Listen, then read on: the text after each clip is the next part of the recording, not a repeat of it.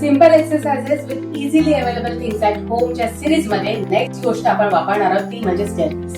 तुमच्या घरात जो स्टेअरकेस आहे म्हणजे तुमच्याकडे मिनी जिम आहे, कारण त्याच्या हेल्पने तुम्ही असे बरेच एक्सरसाइजेस करू शकता. मी तुम्हाला 5 एक्सरसाइजेस असे दाखवणार जे तुमच्यासाठी खूप बेनिफिशियल आहे. Let's start. फर्स्ट एक्सरसाइज आहे ती आहे ट्रायसेप डिप्स. म्हणजे तुमचे दोन्ही हात असे आपण स्टेअर्सवर ठेवायचे, थोडंसं पुढे शिफ्ट व्हायचं and just go down and up. So ह्याने तुमचे ट्रायसेप्स मसल्स आहेत, अप्पर बॅक मसल्स आहेत, ते स्ट्रॉंग होण्यासाठी मदत होणार आहे. नेक्स्ट एक्सरसाइज आहे ती आहे माउंटेन क्लाइम्बिंग. कसं करायचं आहे? सो दोन्ही हात असे स्टेअर्सवर, दोन्ही पाय मागे सरळ आणि जस्ट मग लिफ्ट करायचे ऑल्टरनेट हँड्स कडे डायरेक्ट करत.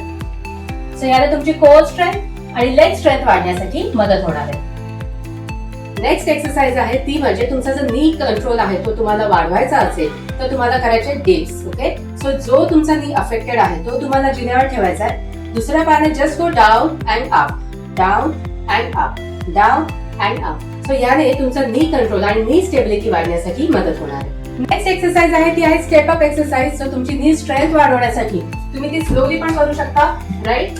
आणि जर तुम्हाला तुमचा स्टॅमिना वाढवायचा असेल तर तुम्ही ते फास्ट पण करू शकता. सो याने तुमचा स्टॅमिना आणि स्ट्रेंथ दोन्ही वाढण्यासाठी मदत होणार. नेक्स्ट एक्सरसाइज आहे ती म्हणजे काफ रेजेस आणि काफ स्ट्रेचेस, जी जिन्यावरच खूप छान होते. कसं करायचंय? जिन्यावर तुम्हाला पाय ठेवायचे, तुम्ही आमचा सपोर्ट घेऊ शकता.